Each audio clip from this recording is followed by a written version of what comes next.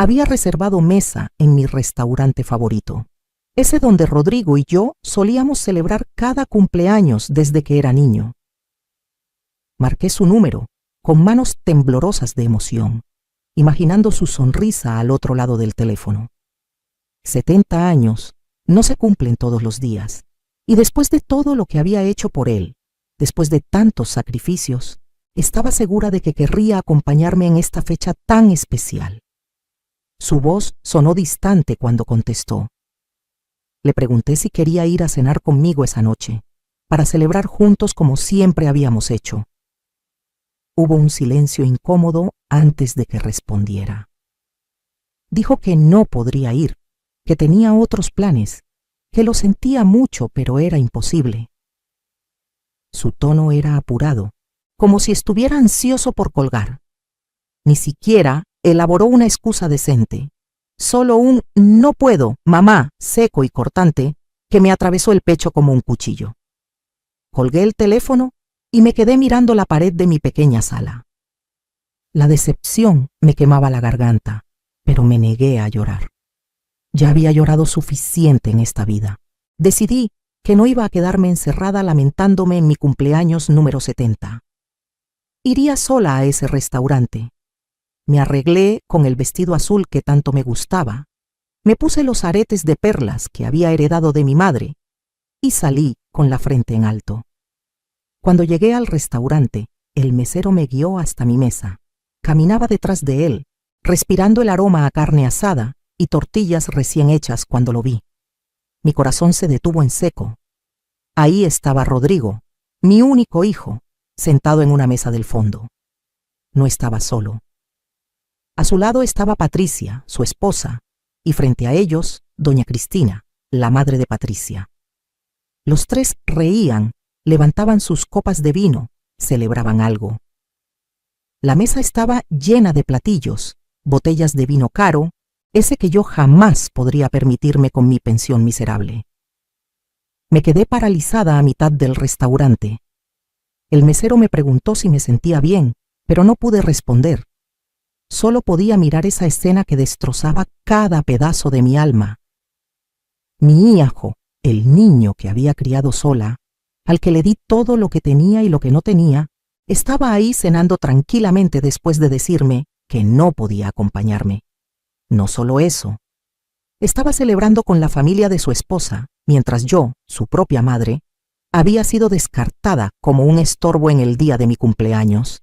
Sigue mi historia hasta el final y comenta la ciudad desde donde me estás viendo para saber qué tan lejos ha llegado mi relato. Me llamó María Elena. Nací en un pueblito de Michoacán, donde las mujeres aprendíamos desde niñas que nuestro destino era servir, sacrificarnos, darlo todo sin esperar nada a cambio. Tengo 68 años, aunque muchos me dicen que aparento más por todo lo que he vivido, por todas las noches sin dormir, por cada lágrima derramada en silencio. Quedé embarazada de Rodrigo cuando tenía apenas 23 años. Su padre, Héctor, era un hombre guapo y trabajador, o eso creí yo en mi inocencia. Nos casamos rápido, como se hacía en aquellos tiempos cuando una muchacha quedaba encinta. Durante los primeros años todo parecía funcionar. Héctor trabajaba en la construcción y yo me quedaba en casa cuidando a nuestro bebé. Vivíamos en un cuartito alquilado, sin muchas comodidades, pero éramos felices, o al menos yo me convencía de que lo éramos. Todo cambió cuando Rodrigo cumplió 5 años. Héctor empezó a llegar tarde, con olor a cerveza y perfume barato. Las discusiones se volvieron frecuentes. Una noche simplemente no regresó. Me dejó una nota sobre la mesa de la cocina diciendo que se había enamorado de otra mujer, que se iba a Tijuana con ella, que lo perdonara, pero así era la vida. Ni siquiera tuvo el valor de decírmelo a la cara. Jamás volvió a enviar un peso para la manutención de su hijo. Me quedé sola con un niño pequeño, sin educación formal, sin experiencia laboral, sin familia cercana que pudiera ayudarme. Mis padres habían muerto años atrás y era hija única. Tuve que arreglármelas como pude. Conseguí trabajo lavando ropa ajena, limpiando casas, haciendo lo que fuera necesario para que a mi Rodrigo no le faltara nada. Mientras otras madres podían ayudar a sus hijos con la tarea, yo llegaba tan cansada que apenas podía mantener los ojos abiertos, pero jamás me quejé. Jamás le hice sentir a Rodrigo que era una carga. Al contrario, le repetía todos los días que era mi tesoro, mi razón de vivir, que todo lo que hacía era por él y para él. Me saltaba comidas para que él pudiera comer bien. Usaba la misma ropa gastada año tras año para poder comprarle uniformes nuevos, útiles escolares, zapatos deportivos. Cuando sus compañeros organizaban paseos escolares, yo trabajaba doble turno para darle el dinero, aunque eso significara no dormir en toda la noche. Rodrigo era un niño brillante, sacaba buenas calificaciones sin mucho esfuerzo. Todos los maestros me decían que tenía un futuro prometedor, que con educación podría llegar lejos. Eso se convirtió en mi sueño, en mi obsesión. Yo no había podido estudiar, pero mi hijo sí lo haría. Mi hijo sería alguien importante, tendría una profesión, no sufriría las carencias que yo había sufrido.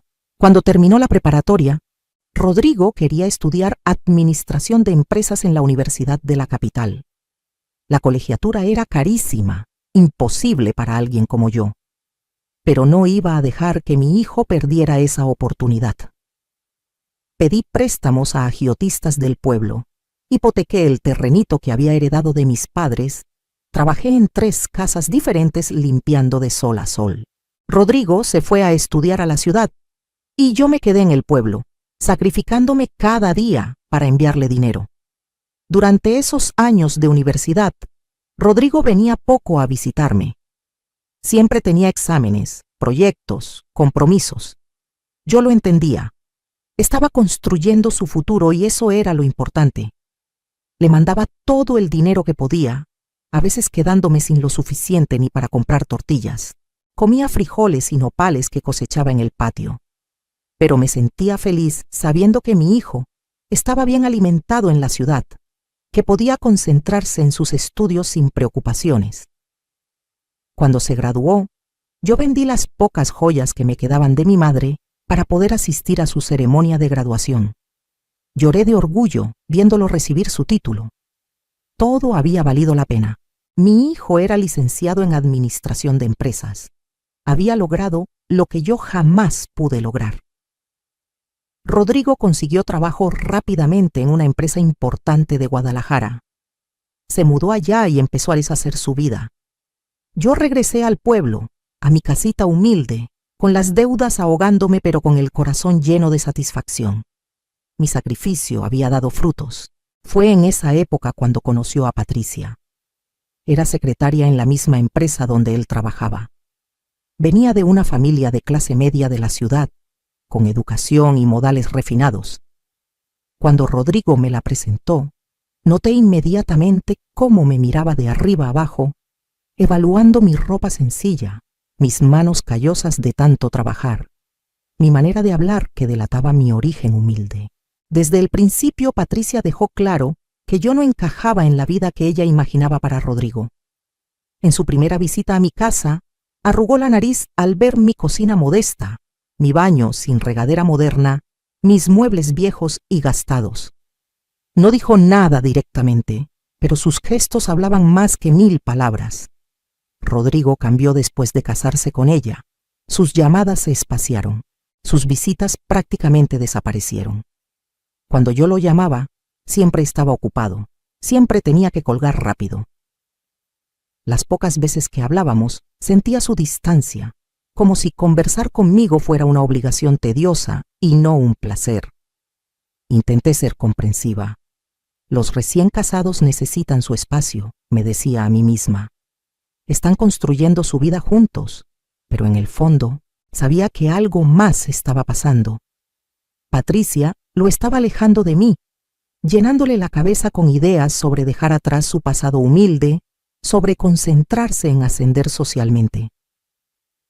Tuvieron 2 hijos, mis nietos, a los que apenas conocía. Patricia ponía 1000 excusas para que no los visitara. Que los niños estaban enfermos, que tenían actividades, que la casa estaba en remodelación. Las pocas veces que logré verlos, Patricia se aseguraba de supervisar cada interacción, como si temiera que yo fuera a contaminar a sus hijos con mi pobreza. Los años pasaron y mi situación económica empeoró. Las deudas que había contraído para pagar la educación de Rodrigo me seguían persiguiendo. Los agiotistas cobraban intereses abusivos. Perdí el terrenito de mis padres porque no pude pagar la hipoteca. Tuve que mudarme a un cuartito más pequeño, más barato, en la zona pobre del pueblo. Mi salud también comenzó a deteriorarse. La artritis me atacaba las manos haciendo que cada día fuera más difícil trabajar limpiando casas. Los dolores de espalda por tantos años cargando cubetas de agua y trapeadores pesados se volvieron insoportables. Pero no podía darme el lujo de descansar. Necesitaba trabajar para comer, para pagar la renta, para sobrevivir. Le pedí ayuda a Rodrigo en varias ocasiones. Nada exagerado, solo un poco de dinero para cubrir gastos médicos o la renta atrasada. Siempre tenía excusas, que los gastos de la casa eran muy altos, que los niños estaban en escuelas privadas caras, que acababan de comprar un auto nuevo. Me mandaba cantidades ridículas, 200 o 300 pesos, cuando yo sabía que ganaba bien y que vivían en una casa grande, en una colonia exclusiva de Guadalajara. Lo que más dolía no era la falta de dinero, sino la falta de interés genuino por mi bienestar. Rodrigo nunca preguntaba cómo estaba realmente, si comía bien, si me alcanzaba para mis medicinas. Las conversaciones eran superficiales, apresuradas, como si hablar conmigo fuera una tarea que tenía que tachar de su lista. Patricia, mientras tanto, se aseguraba de publicar en sus redes sociales cada detalle de su vida lujosa. Viajes a la playa, cenas en restaurantes caros, ropa de marca para los niños. Yo veía esas fotos en el celular viejo que una vecina me había regalado y me preguntaba cómo era posible que hubiera dinero para todo eso, pero no para ayudar a la madre que había sacrificado su vida entera para que Rodrigo tuviera educación y oportunidades. La familia de Patricia, especialmente doña Cristina, su madre, tampoco ocultaba su desprecio hacia mí. En las pocas reuniones familiares a las que fui invitada, me trataban como si fuera la sirvienta y no la abuela de los niños. Doña Cristina presumía constantemente sus viajes, sus propiedades, la buena posición de su familia, lanzándome miradas que claramente decían, tú no eres de nuestro nivel. Una vez, en la primera comunión de mi nieto mayor, doña Cristina organizó una fiesta enorme en un salón elegante. Yo llegué con el mejor vestido que tenía, uno que había comprado usado en el mercado y había arreglado yo misma. Cuando entré, Patricia me llevó aparte y me sugirió, con una sonrisa falsa, que quizás sería mejor si me sentaba en una mesa del fondo, lejos de los invitados importantes. Dijo que así estaría más cómoda. La humillación me quemó las mejillas, pero tragué mi orgullo y obedecí.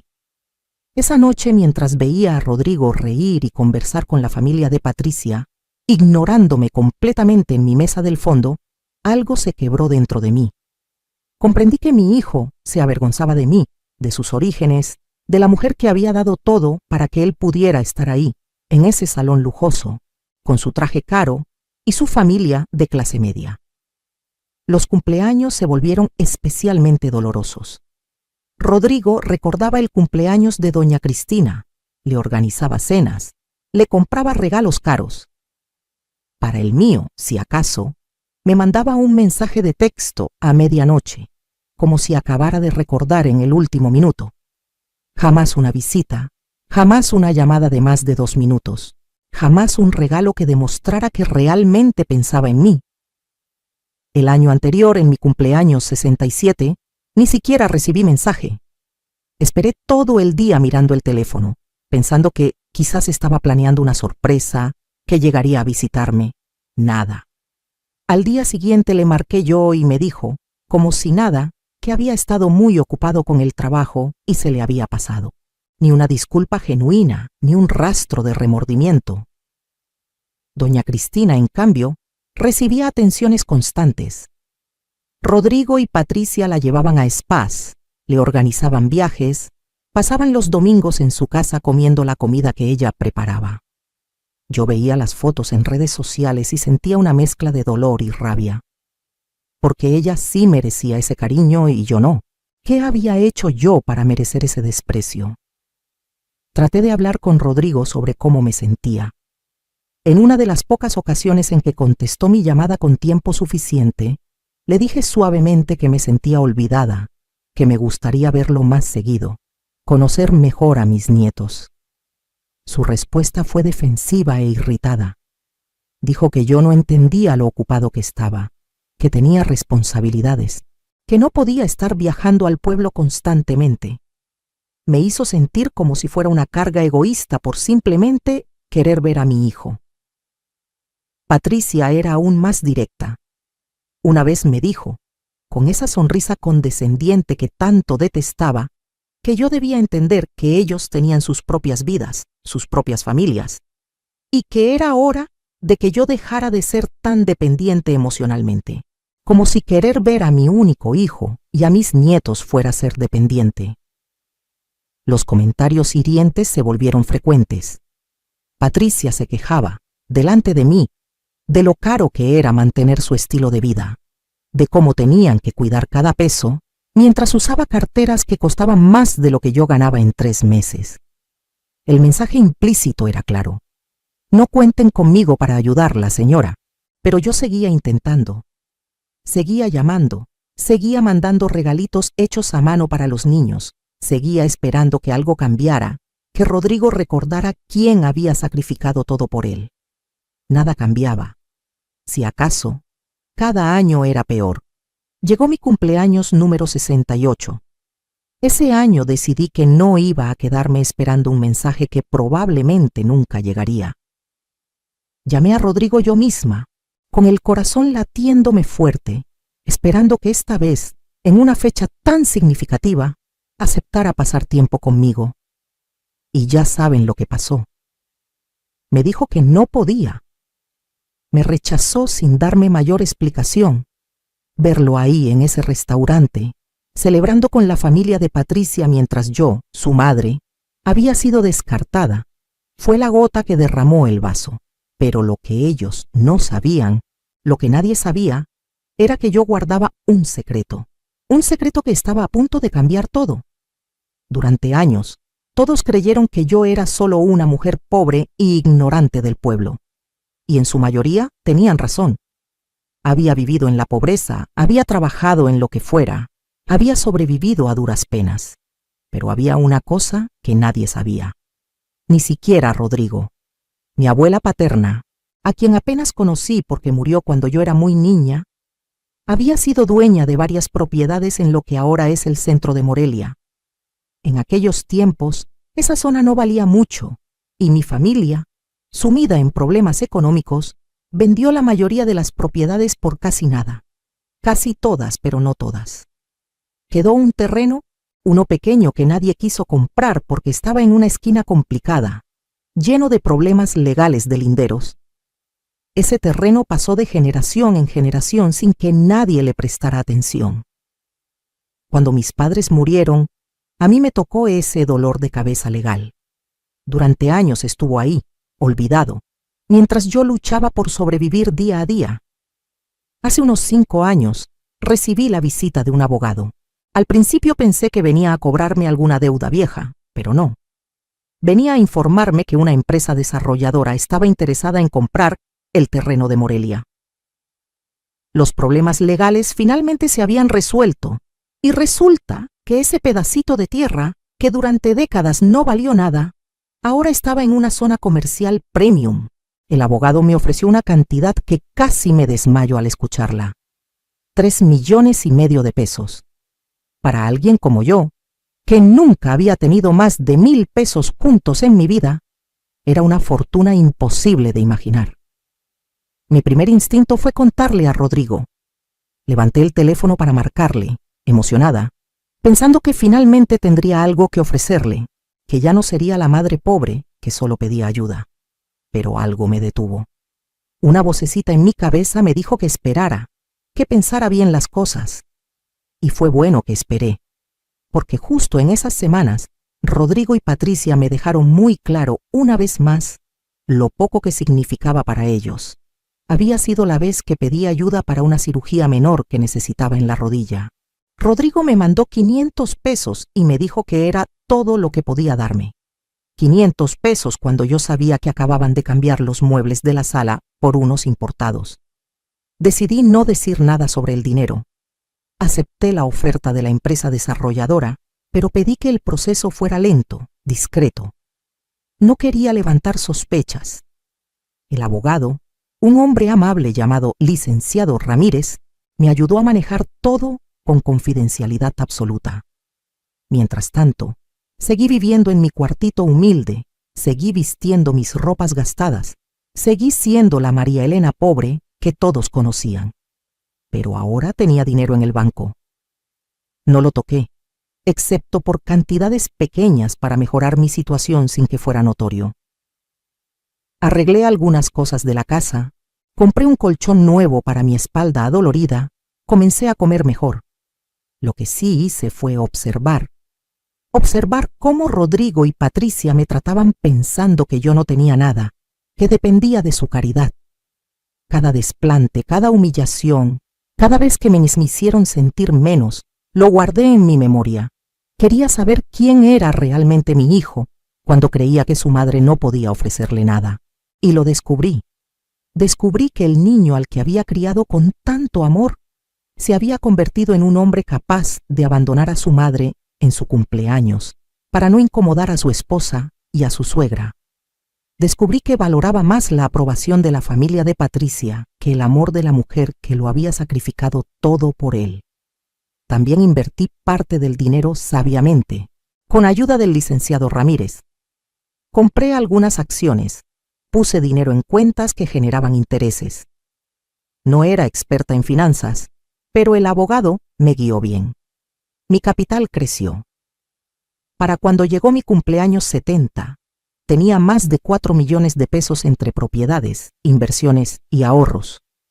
4 millones de pesos que mi hijo no sabía que existían. 4 millones de pesos que me daban un poder que él nunca imaginó que yo pudiera tener.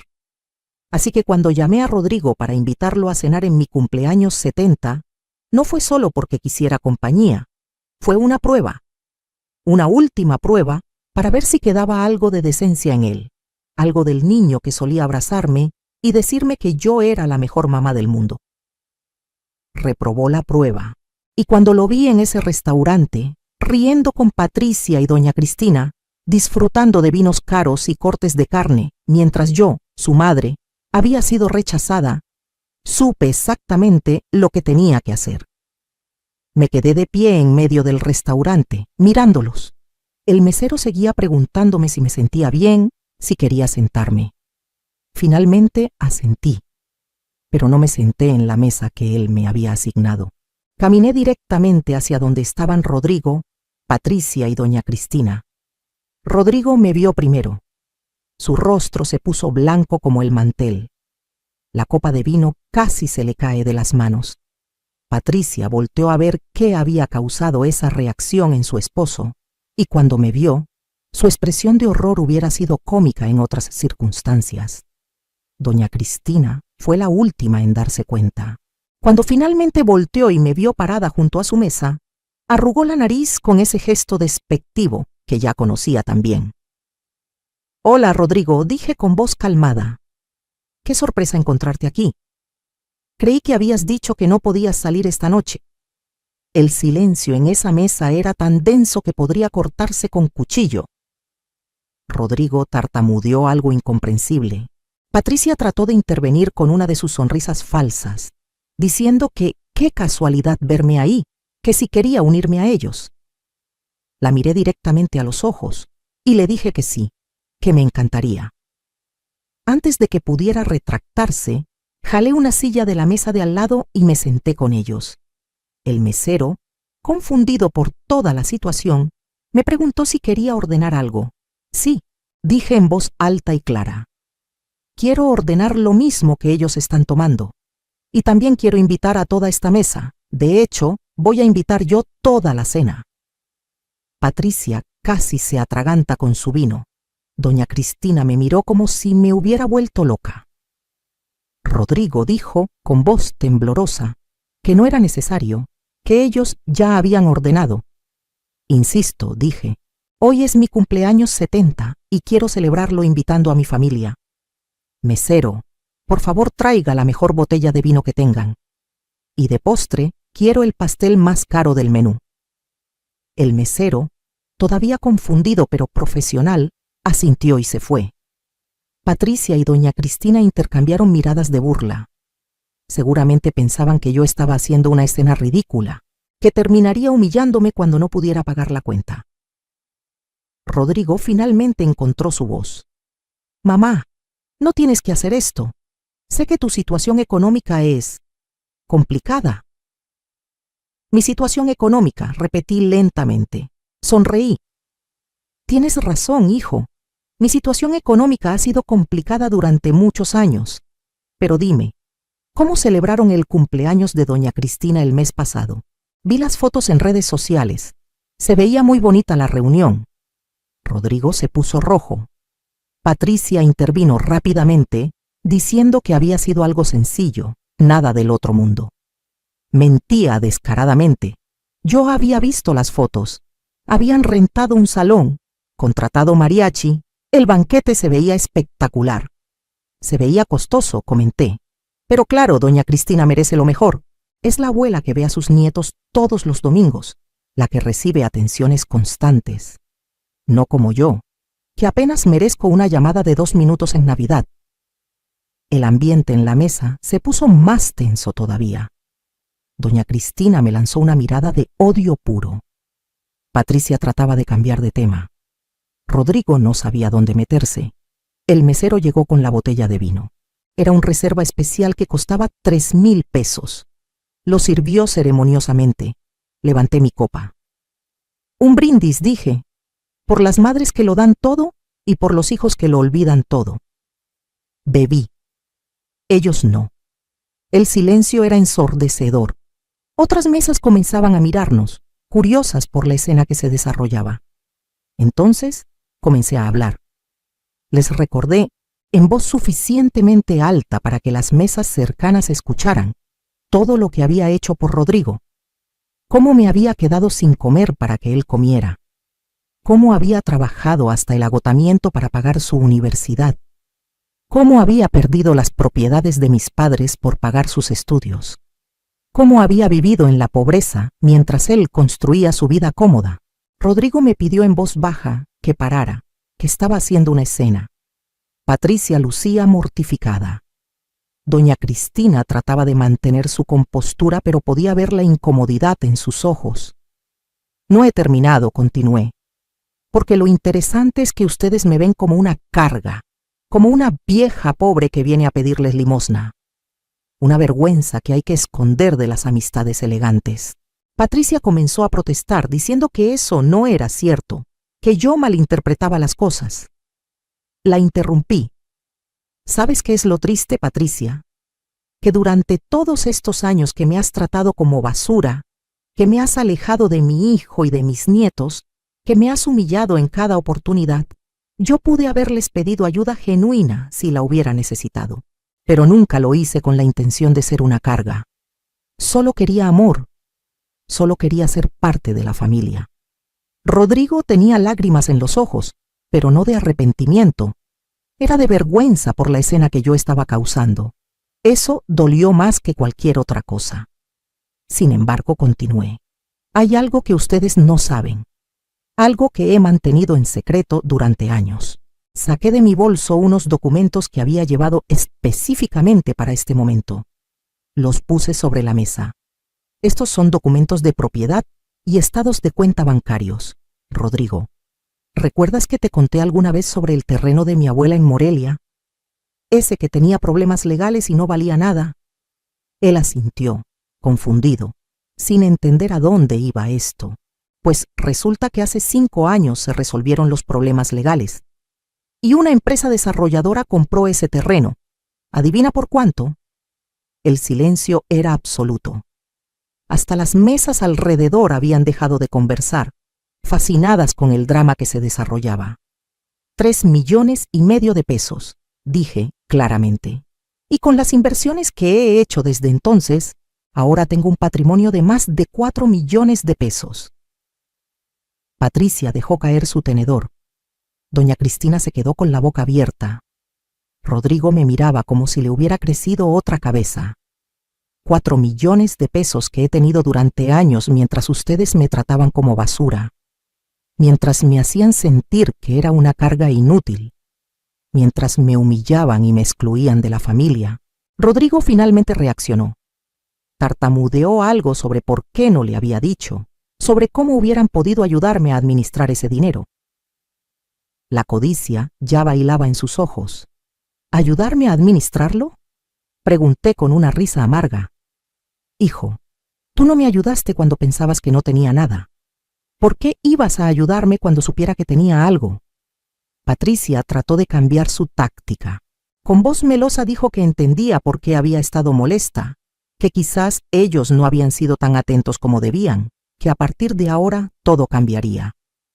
La miré con desprecio. Ahora todo va a cambiar, repetí. Sí, Patricia, tienes razón, todo va a cambiar, pero no de la manera que imaginas. Saqué otro documento de mi bolso. Este se lo di directamente a Rodrigo. Esto es mi testamento. Ya está registrado legalmente. En él especifico que ni un solo peso de mi patrimonio irá para ti, Rodrigo.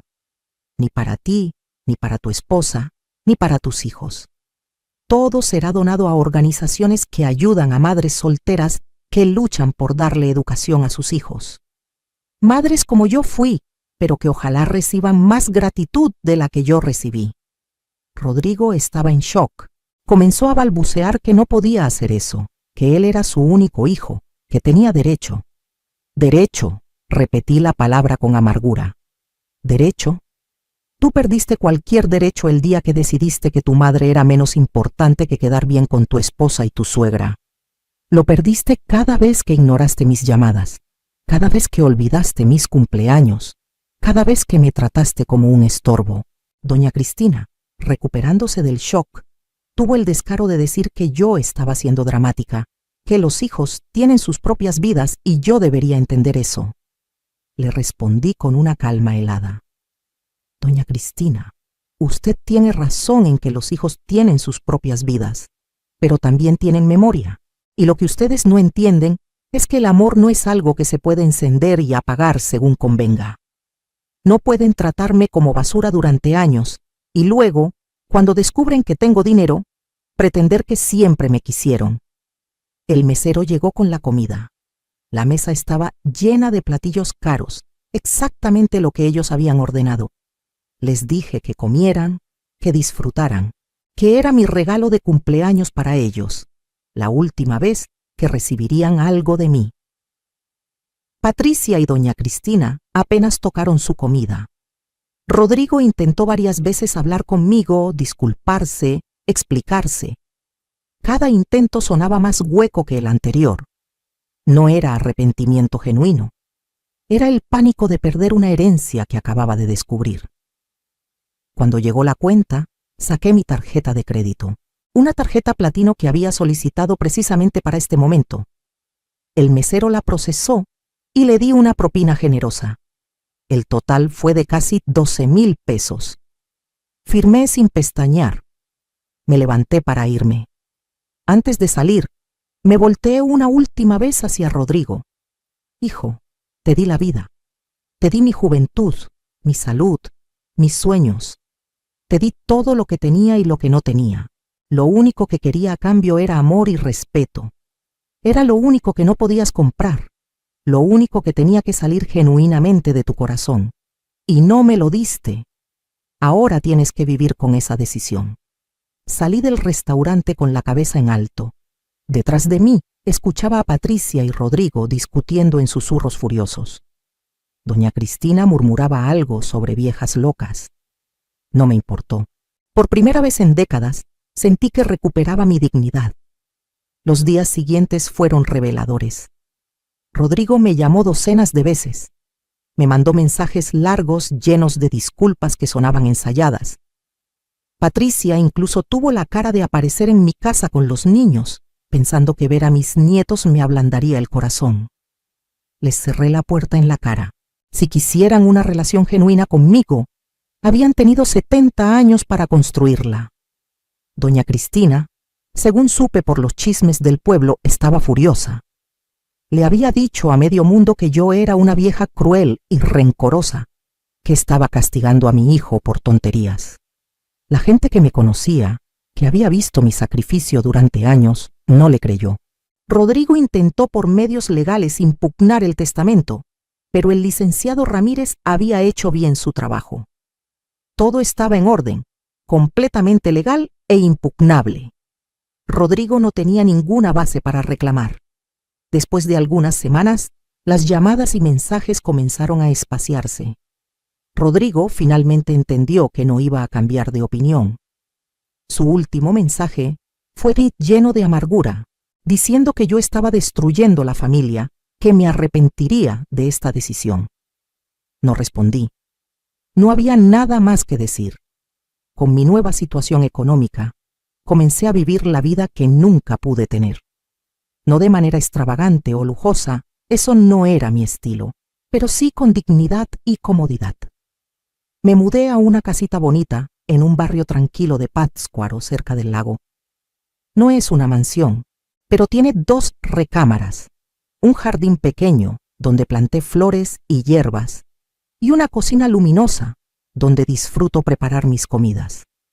Cada mañana me despierto sin el dolor de la preocupación económica que me acompañó durante décadas.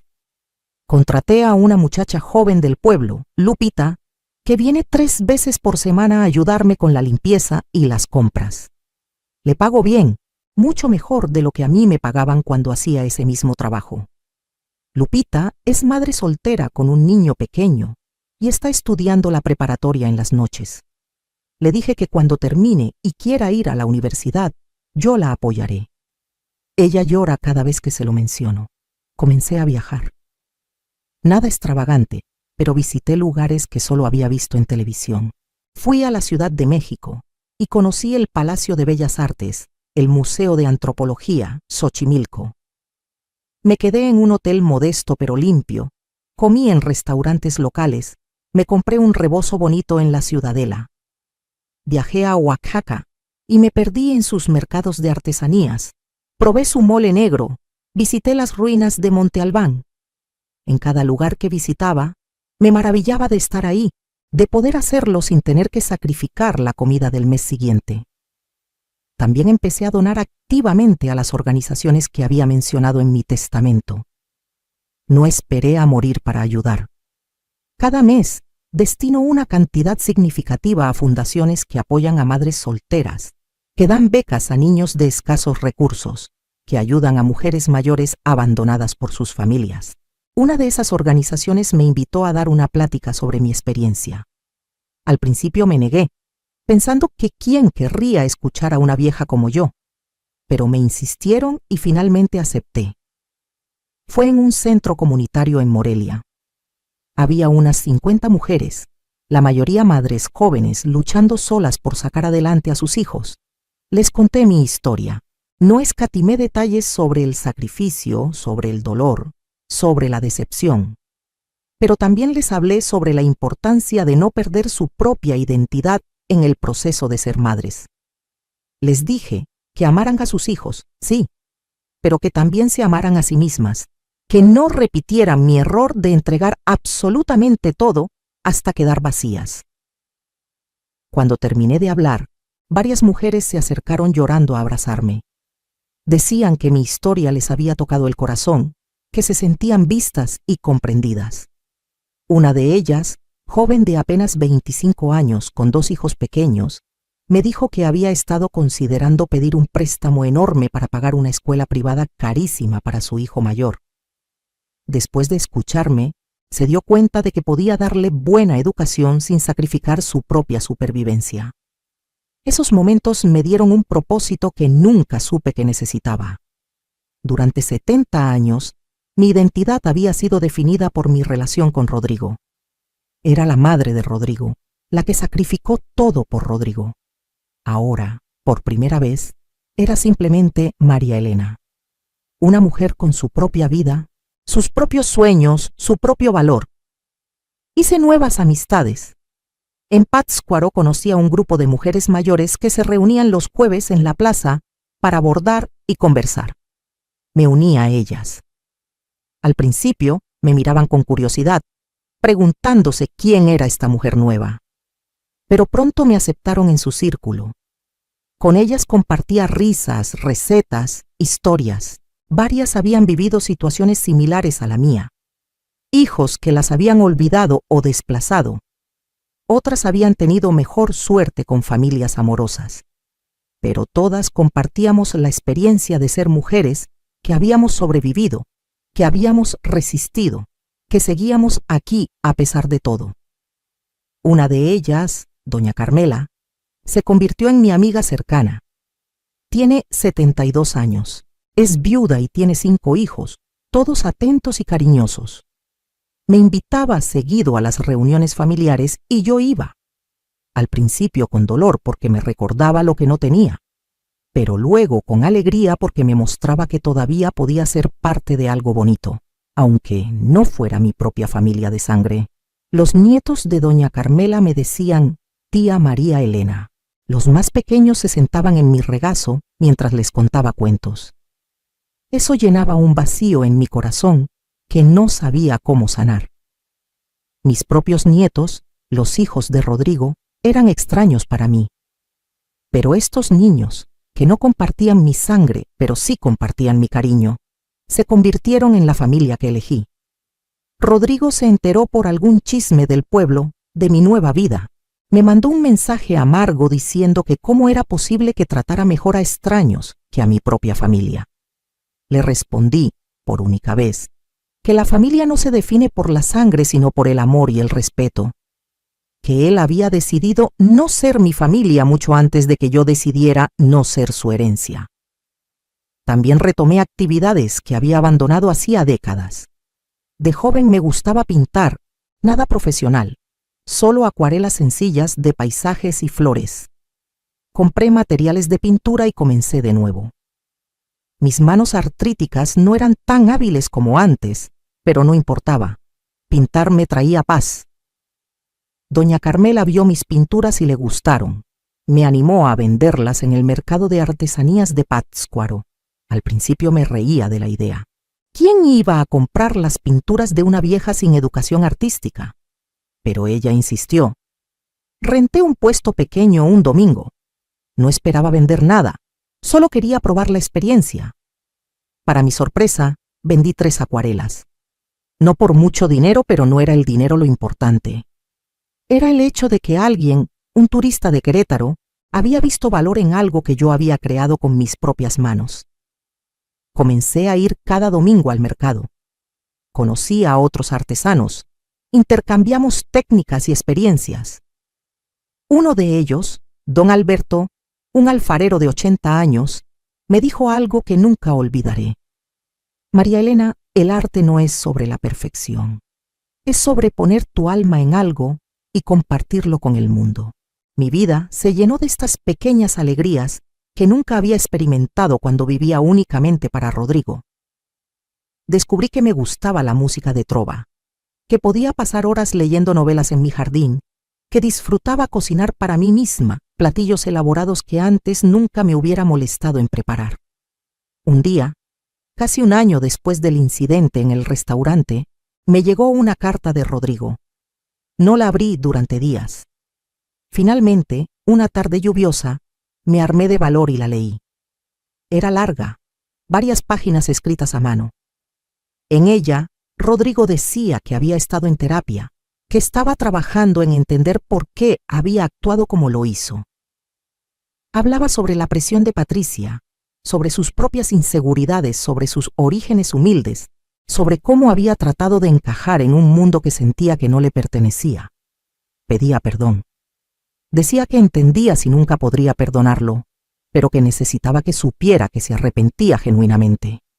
Que la noche del restaurante le había mostrado un espejo de quién se había convertido, y le horrorizaba ver a ese hombre.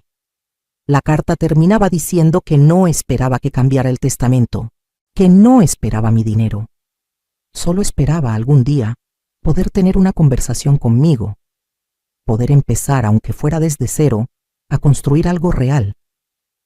Lloré leyendo esa carta. Parte de mí quería creerle. Parte de mí quería aceptar sus disculpas y volver a tener a mi hijo en mi vida.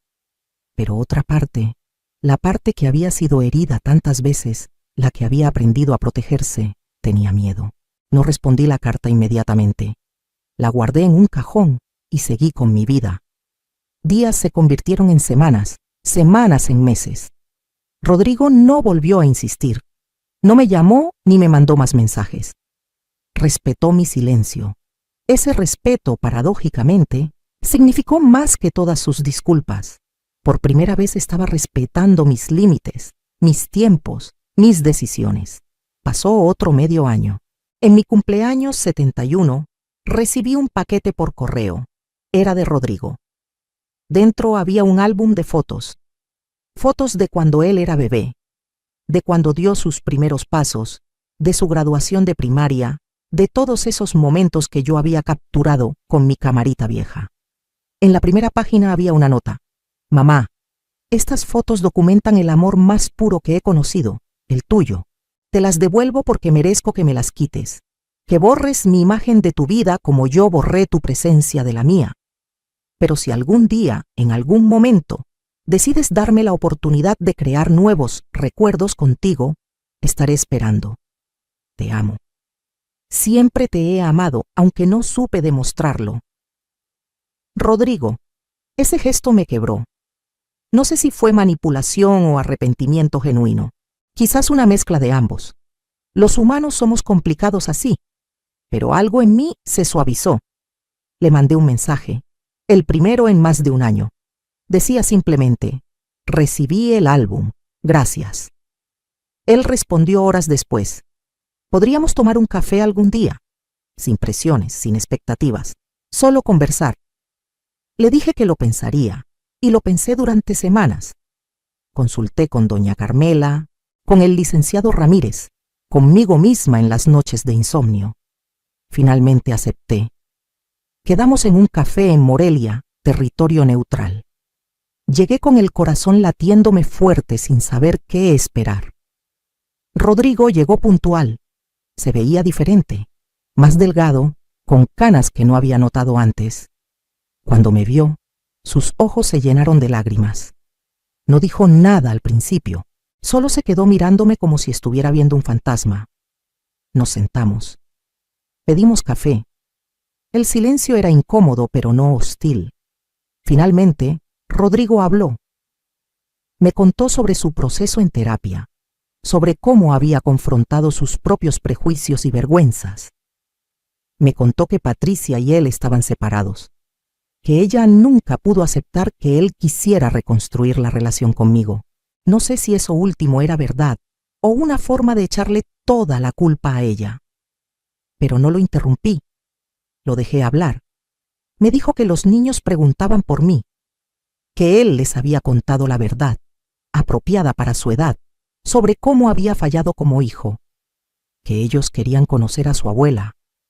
Eso me dolió y me llenó de esperanza al mismo tiempo. Mis nietos, los niños que apenas conocía. Le dije la verdad, que no sabía si podía perdonarlo completamente, que el daño había sido profundo y las heridas no sanan de la noche a la mañana, pero que estaba dispuesta a intentar lentamente, sin garantías, conocerlo de nuevo. Conocer a la persona en la que se había convertido, no al niño que recordaba. Le dejé claro que el testamento no iba a cambiar, que mi dinero seguiría destinado a ayudar a mujeres en situaciones como la que yo viví, que si quería reconstruir nuestra relación, tenía que ser por las razones correctas, no por herencia o interés económico. Rodrigo aceptó. Dijo que lo entendía y que no esperaba nada material de mí, solo una oportunidad. Hemos estado viéndonos una vez al mes desde entonces. Conversaciones de café que lentamente se han extendido a almuerzos, a paseos por la plaza. Conocí a mis nietos apropiadamente por primera vez. Son niños dulces, curiosos, llenos de energía. No sé cómo terminará esta historia. si Rodrigo y yo lograremos construir una relación genuina o si esto es temporal. Pero por primera vez estoy en esta relación desde un lugar de poder, no de necesidad. Soy yo quien decide los términos, soy yo quien establece los límites, y si no funciona, estaré bien. Porque aprendí que mi valor no depende de si mi hijo me ama o me aprecia. Tengo una vida propia, amistades verdaderas, propósitos que me llenan. Sigo donando a las organizaciones. Sigo dando pláticas a madres jóvenes. Sigo pintando y vendiendo mis acuarelas los domingos. Sigo viviendo en mi casita junto al lago, disfrutando cada amanecer como el regalo que es. La vida me enseñó que el amor no debería doler, que el sacrificio sin reciprocidad no es virtud sino autodestrucción, que está bien poner límites, está bien decir basta, está bien amarte a ti misma tanto como amas a otros. A todas las mujeres que están escuchando mi historia, especialmente a las madres que se están sacrificando hasta desaparecer, les digo esto: amen a sus hijos, sí, pero no se pierdan en el proceso. No cometan mi error de entregar absolutamente todo hasta quedar vacías.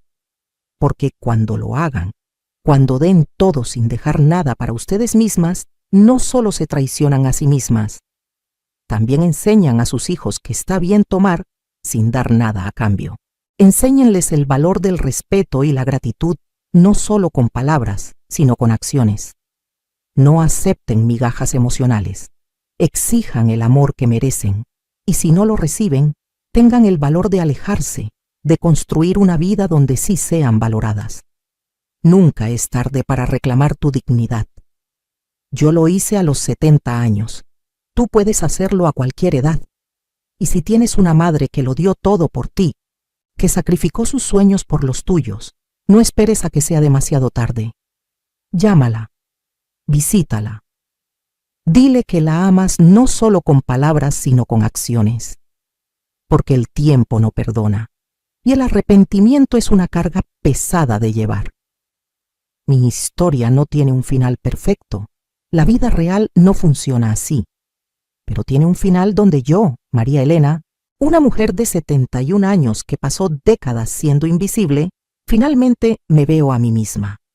Y eso, después de todo, es suficiente. ¿Qué harías en mi lugar? Comenta abajo.